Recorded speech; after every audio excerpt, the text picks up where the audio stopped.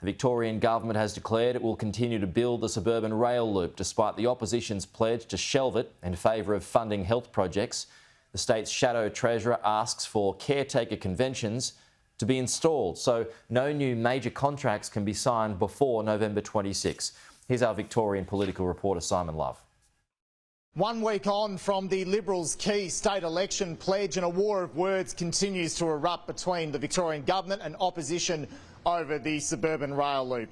In duelling afternoon news conferences, Deputy Premier Jacinta Allen and Shadow Treasurer David Davis traded barbs over caretaker conventions, which is what happens in the period leading up to a state election when no major decisions are taken by a government. A quick Google search by the Liberal Party while they're checking their Hotmail accounts. They could check the Google go through Google and find out that we've clearly said that major contracts won't be signed until 2023. David Davis writing to the Department of Premier and Cabinet Secretary Jeremy Mule after the Liberals pledged to shelve the Suburban Rail Loop project and redirect that money to health projects, asking, I write, to respectfully request no further contracts be entered into by the current government in relation to this contract prior to the November 26th election. But Jacinta Allen says that's hypocritical, given that the previous Liberal government in Victoria signed contracts for the East-West Link project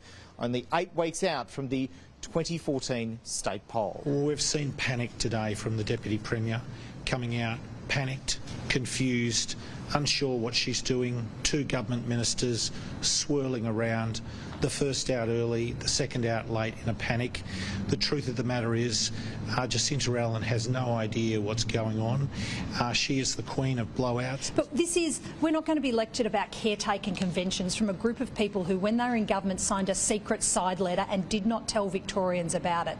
We are determined to get on and deliver the Suburban Rail Loop because Victorians voted for it. David Davis wouldn't acknowledge the past when pressed repeatedly by the press gallery. What I acknowledge is that I am focused on going forward. But you won't acknowledge what happened. I mean, the record for the past is the record for the past. We are here now. Daniel Andrews said he would legislate in 2015. He didn't legislate in 2015 to ensure this won't happen. So it seems that the Suburban Rail Loop and health infrastructure will be the key issues leading up to the election on November the 26th.